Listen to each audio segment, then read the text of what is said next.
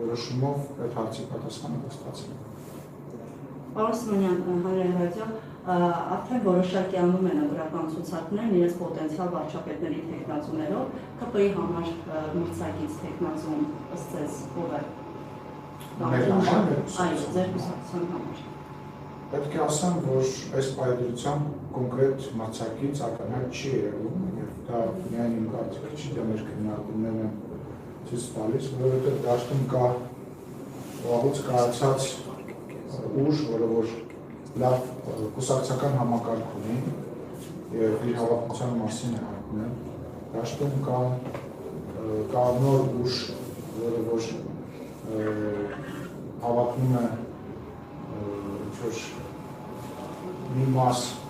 երիտասարդների, ջրելների, ես նկատի ունեմ նույնիսկ մի քանի ուժ կա, որոնք այդպես հավաքում են երիտասարդների նկատմամբ լավ երիտասարդների համար լավ առաջարկություն անելու համար, կա ուժ, որը որ անակնկալի պես անակնկալի պես է իրեն պահում, բայց ինչքան շատ են ուժի ներկայացուցիչները խոսում, այնքան ակնհայտ է դառնում, որ ոչ մի անակնկալ չկա, մի խոսքով խճանկարի բոլոր գույները կան եւ անկեղծ ակնհայտ չի, թե որն է իրական մրցակիցը, դրա համար մենք մշտապես ամենամեծ եւ ամենաառաջին մրցակից ինքներս մեզ ենք համարում եւ այն ասելիքը, որը մենք պետք է ասենք, որովհետեւ մեր խոսակցությունը Հայաստանի Հանրապետության ժողովրդի ստացվել է եւ այդ խոսակցությունը շարունակվում է եւ շարունակվել է դրա համար չեմ կարող կենտրոնանալ այդ կոնկրետ բանասը, Լուրջ մրցակից համարում եք Սամվել Կարապետյանի բոլորովին վարչապետի թեկնածու առաջարկը։ Սամվել Կարապետյանը չի կարող վարչապետի թեկնածու առաջարկել, դա հերթական ֆեյք խոսակցությունն է եւ թերևս այն նախկին մեր գործընկերների նկատմամբ դիմադիր գործընկերների պես երևի իմ ձայն կարծիքն է ինքը իր համար փախուստի ձև է քննել նման որոշումով։ Գիտեք ինչ մշտապես ինքը հայտարարել է, որ քաղաքականությամբ չի ուզում եւ չի զբաղվել, ու նրա քրեական գործ են հարուցում, կուսակցություն է ստեղծում, որ դա պարլամենտ ինչ-որ տան նոմսական է դառնում, նոր մոդա է դառել, ու նրա քրեական գործ են հարցում, բազում է ինքը տենց վաղել մի քաղաքական գործի չէ։ Բայց հարցազրույցները դրանից մի տարի մի ժամ առաջ ասում են, որ թարավես քաղաքականության հետ կապ չունի, ինքը չի կարող լինել վարչապետը, ոչ թեկնածու, ոչ վարչապետ, մի քիչ աբսուրդային է իրավիճակը։ Ելնելով իր երկհավաքածության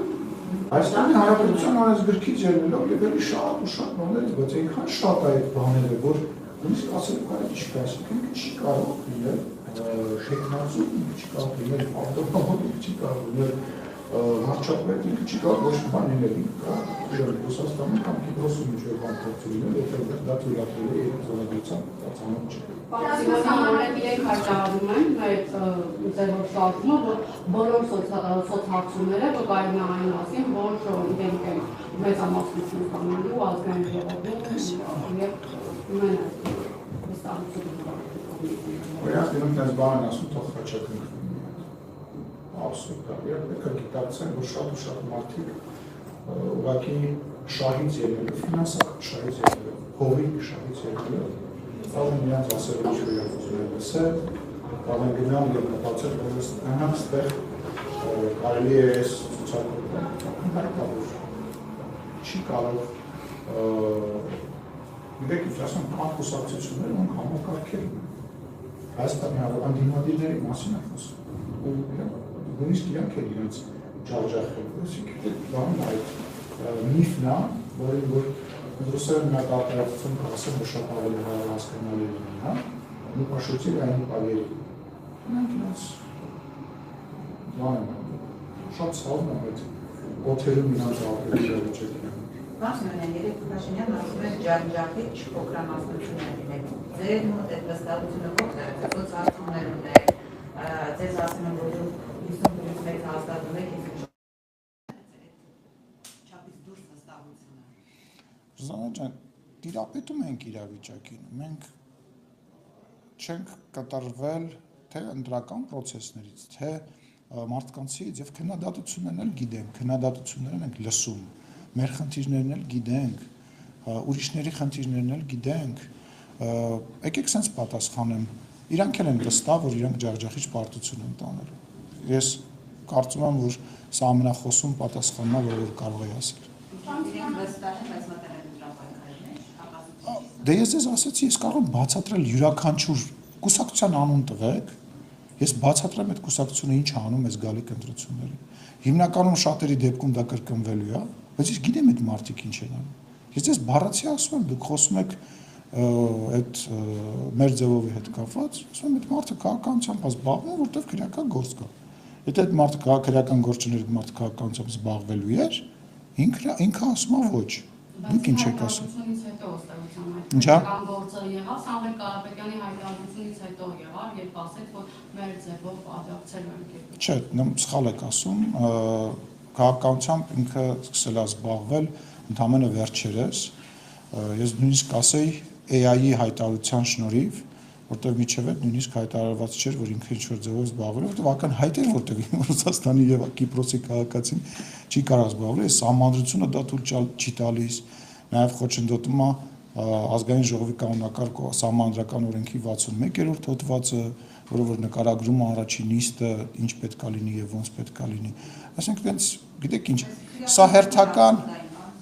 Չէ, հիմա մենք չենք, ես Ռուզաննա ջան, մենք եկեք չքննարկենք ինչ քրեական գործը աբսուրդային, ինչ քրեական գործ աբսուրդային չի։ Ես վստահեցնում եմ, տենց ասացված կա, հա, որ բանտում մեղավոր մարդ չի լինում, եւ յուրաքանչյուր մարդու, որը որ ինչ որ հանցագործություն է արել, ինքը բնական է իր արդարացումներ ունի եւ բացատրություններ ունի, թե դա ինչի է տեղի ունեցել, բայց ասածս այն է, որ մարդիկ սկսում են քաղաքականությամբ զբաղվել այն դեպքում, երբ որ հայտ է գալիս քրեական գործ։ Շինծույա, շինծուչի, լավնա, հիմնավորա, դրա մասին չենք խոսում։ Եվ դա Հայաստանի Հանրապետության քաղաքացիները հիմար չեն։ Մարդիկ հասկանում են, որ ինչի է ինքը զբաղվում քաղաքականությամբ, իսկ ինչի միջև այդ չէր զբաղվում, իսկ ինչ էր խանգարում միջև այդ, ինչ որ ծրագրեր անել, ինչ էր առաջ գովում Հայաստանի Հանրապետության այսօրվա իշխանություններին, ինչեր ասում, չեմ զբաղվել, հիմա զբաղվում եմ։ Վերջի վերջո ես ձեզ առաջարկում եմ գնանք իրանից հարցնեք, այս հարցերը իրեն տակ, որովհետև արգելք չկա, եթե AI-ը չպատասխանի, թող ինքը այլ ինչ կապ ունի, 21-րդ դարն է, Zoom-ով միացեք, մենք ստերից Ամերիկա հարցազրույցներ ենք անում, Zoom-ով միացեք կամ գնացեք հյուր իրանց մոտ, գնացեք հյուր իրանց մոտ։ Արգելք չկա, ուրեմն նորից եմ ասում, արգելք չկա իմ իմանալով եւ նույնիսկ իրանք բանակցություններ են վարել, որպեսզի հարցազրույց տան եւ ես ձեզ հորդորում եմ գնացեք իրան այդ հարցերը տվեք, թող ինքը պատասխանի։ Բայց նորից եմ ասում, հերթական անգամ Հայաստանի Հանրապետության քաղաքացիներին մոլորության մեջ գցել, մի անգամ Կանադայի քաղաքացի բերեցին, որ իբր պետք է վարչապետ դառնա Աստծո օրհնությամբ, այն մեկն էլ ասում էր Աստծո օրհնությամբ, չէ, այն անհաջողակը ասում էր Աստծո օրհնությամբ։ Հիմա այս մեկը ասում է չգիտեմ, դրսից ինչ որ մարդկանց են բերել, որոնք մեզ ուզում են բացատրեն մեր սահմանադրությունով, ոնց իրանք կարող են ամեն ինչ անել, որ իրանց ուզած մի խոսքով աբսուրդ է սա։ Շատ սխալ բան արեցին քաղաքական առումով։ Ավելի լավ է անհայտ մեկին դնեին, մասնակցեին այդ բանի տակ, բայց այս պլան պրավալիլս, ասենց ասեմ։